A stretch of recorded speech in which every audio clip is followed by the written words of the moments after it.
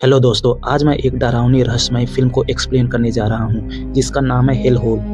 Film 1957 में एक ग्रहण की रात को शुरू होती है, जिसमें एक पादरी एक नवजात शिशु के साथ चर्च में प्रवेश करता है। हमें पता चलता है कि वह उस बच्चे को मारना चाहता है, जिसे वह बुराई का बीज कहता है। फिर हम देखते हैं कि बच्चे के सीने के बाईं ओर एक निशान है।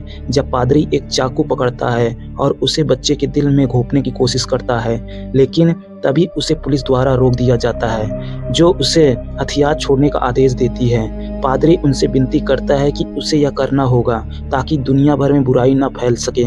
जब वह रुकने से इनकार करता है तो पुलिस गोलियां चलाती है और उसे मार देती है। फिर सीन 30 साल बाद 1987 में शिफ्ट होता है, जहां पर मेरिक नाम का एक पादरी सेरेटोरियम चर्च में जाता है, जहां पर भूत भगाने के लिए पेशेंट को लाया जाता है। अंदर जाने पर उसे चर्च का मेन पादरी प्रायर उसका स्वागत करता है और यह बताता है कि उन्हें अपने भूत भगाने की प्रक्रिया में मदद के लिए लोगों को खोजने में संघर्ष करना पड़ा है।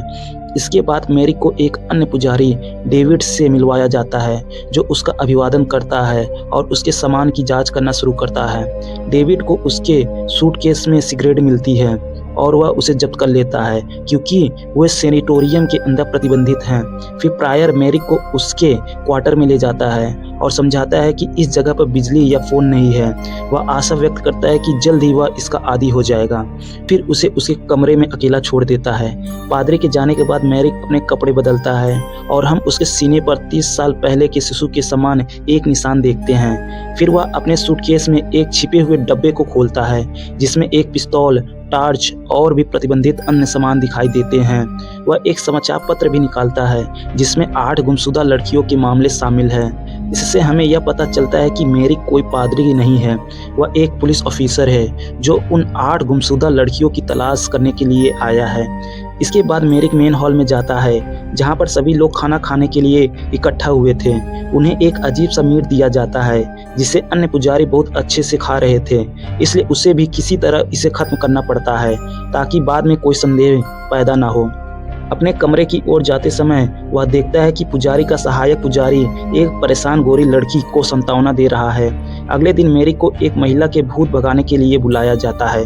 कमरे में प्रवेश करने पर उससे पता चलता है कि यह कल रात की वही गोरी लड़की है। वह एक बिस्तर से बंधी हुई है और पुजारी प्रार्थना कर रहा है, जिससे वह चीखती है। पुजारी भी कमरे में मौजूद है और पूरे सत्र को रिकॉर्ड कर रहा है। कुछ ही देर बाद बिस्तर हिंसक रूप से हिलना शुरू हो जाता है और कमरे में हवा का एक झोंका आता है। महिला जोर से चीखती है और पुजारी द्वारा पकड़ी गई क्रॉस में आग लग जाती है। भूत भगाने के बाद मेरिक असहज महसूस करता है और खुद को तरोताजा करने के लिए बाथरूम में जाता है। कुछ क्षण बाद दर्पण अपने आप टूट जाता है। यह देख वह अपने कमरे में चला जाता है और कुछ समय बाद बाहर जब घूम रहा था तब एक कमरे को देखता है और जैसे ही अंदर जाने की कोशिश करता है तभी डेविड उसे रोक देता है और उससे बताता है कि इस कमरे में बिना उसके निमंत्रण के किसी को भी प्रवेश की अनुमति नहीं है। यह सुनकर मेरिक माफी मांगता है और वहां से चला जाता है। बाद में वह रात के खाने के लिए बैठता है और उससे वही अजीब मांस परोसा जाता है। मेरिक उसके स्वाद से इतना घिन करता है कि वह अपने कमरे में भागता है और उल्टी करने लगता है।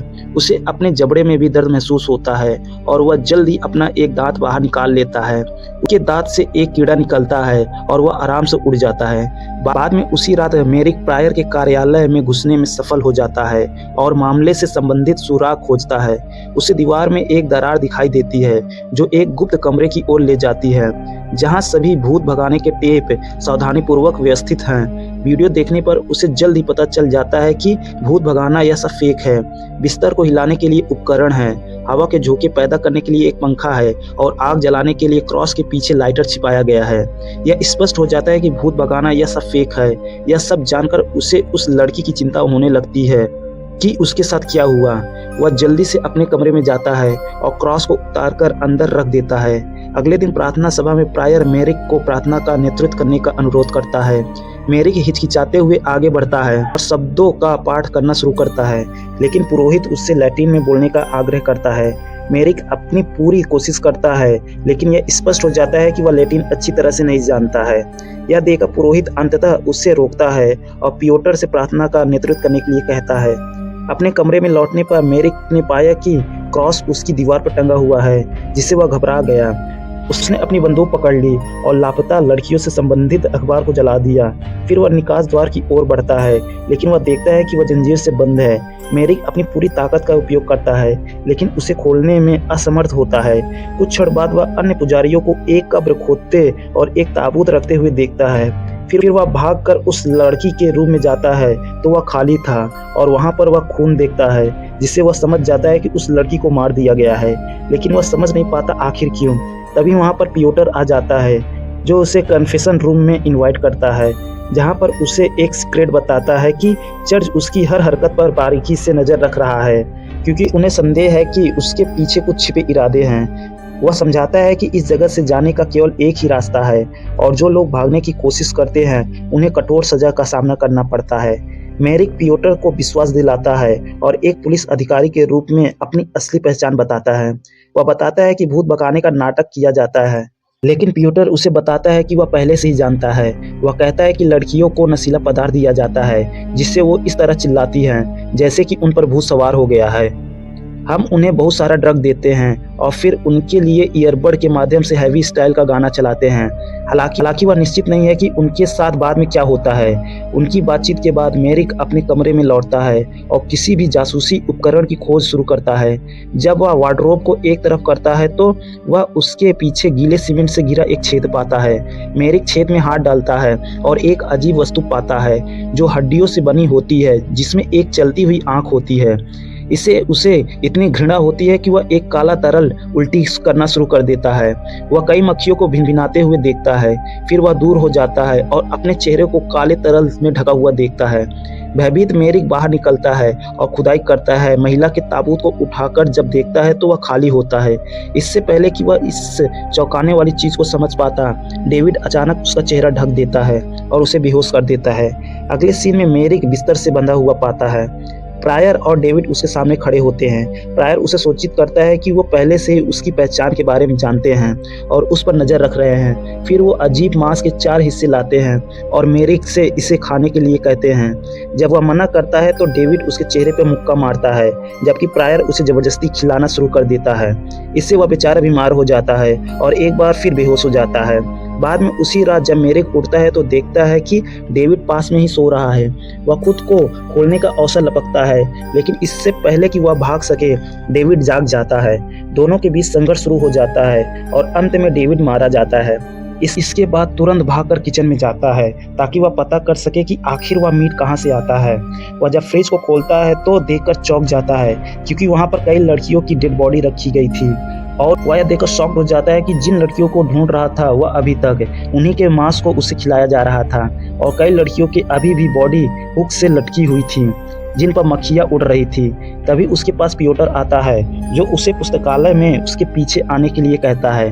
वहाँ पहुँचने पर पियोटर एक प्राचीन पुस्तक खोलता है और पुस्तक के अनुसार चुने हुए व्यक्ति के बारे में बताता है। चुना हुआ व्यक्ति ग्रहण के दौरान पैदा हुआ था और जन्म के तुरंत बाद उसे खंजर से मार दिया जाना चाहिए। यदि वह बच जाता है तो वह 7 पापियों को खा जाएगा और एक निर्दोष का खून पी जाएगा। ऐसा करने के बाद यह व्यक्ति एक राक्षस में बदल जाएगा और एक नई विश्व व्यवस्था स्थापित करेगा। पियोटर ने खुलासा किया कि चर्च मेरिक को चुना हुआ व्यक्ति मानता है, क्योंकि वह उस रात एक निशान के साथ पैदा हुआ था। यह पता चलता है कि सेनेटोरियम शैतान की पूजा करता है और इस अनुष्ठान को पूरा करने का इरादा रखता है। मेरिक अपने निशान के समान ही प्रतीक पाकर चौंक जाता है।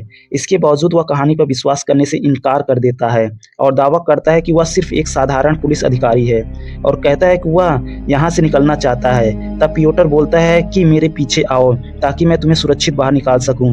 तब वह उसके पीछे जाने लगता है। तभी एक जगह पर पहुंचने पर उसे आवाज आती है। जैसे ही मेरिक के पीछे घूमकर देखता है, तभी कई सारे लोग आकर उसे घेर लेते हैं। तब उसे समझ आता है कि पियोटर कभी भी उसके पक्ष में नहीं था और यह सब उसका विश्वास जीतने के लिए एक झूठ था। अगले सीन में गुट के साथ तुकबंदी करता है। मेरिक को बांध दिया जाता है और लाल गाउन पहने पुजारियों से घिरा हुआ है। प्रियोर बताता है कि मेरिक का यहाँ आना कोई संयोग नहीं था। यह वो ही थे जिन्होंने उसे लापता लड़कियों के बारे में गुमनाम सुझाव भेजे थे। वह बताता है कि वो एक ब्रदरहुड के सदस्य हैं जो मानते हैं कि ईश्वर और बुराई आपसी समझ के साथ सह अस्तित्व में हैं। वो यह नहीं मानते कि शैतान बुरा है, बल्कि वो मनुष्यों को बुरा मानते हैं जो दंड के पात्र हैं।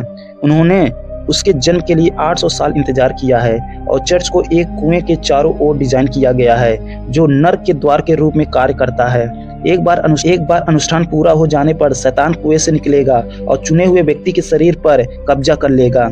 इसके बाद पुजारी शैतान को बुलाने की अपनी तैयारी शुरू करते हैं। मेरिक 7 डाइट में 7 लोगों का मीट खा चुका था, अब उसे वर्जिन लड़की का खून पीना था बस। इसके बाद शैतान उसके शरीर पर कब्जा कर लेगा। इसके लिए प्रायर एक वर्जिन लड़की का गला काट देता है और उसका खून निकाल लेता है। सभी को अनुष्ठान के लिए पीने की जरूरत है।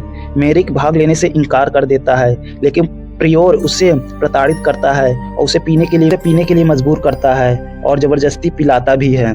सभी अनुष्ठान पूरा होने के बाद प्रियोर कई बार शैतान को बुलाने की कोशिश करता है, लेकिन कुछ नहीं होता।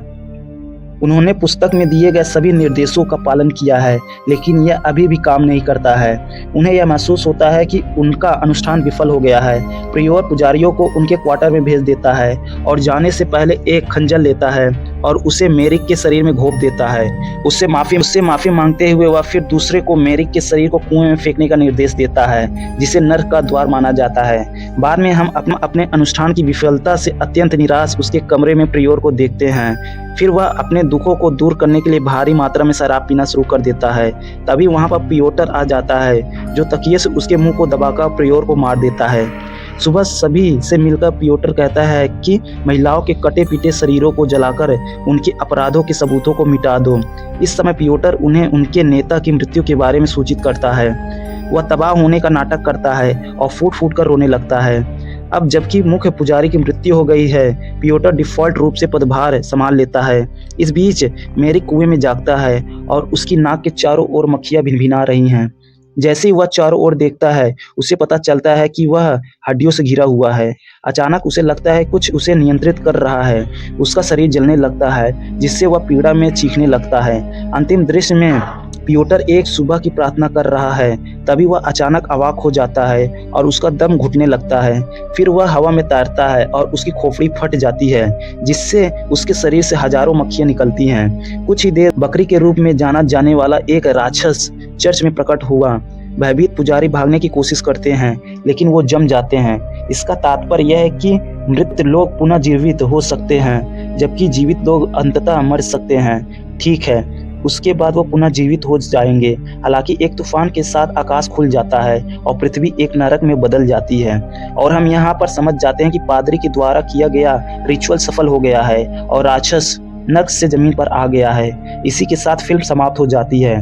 इस तरह की और वीडियो के लिए चैनल को सब्सक्राइब कर लें, नोटिफिकेशन चालू करें और चैनल की मदद करने के लिए लाइक करें। और ये वीडियो देखने के लिए आप सभी का बहुत बहुत धन्यवाद।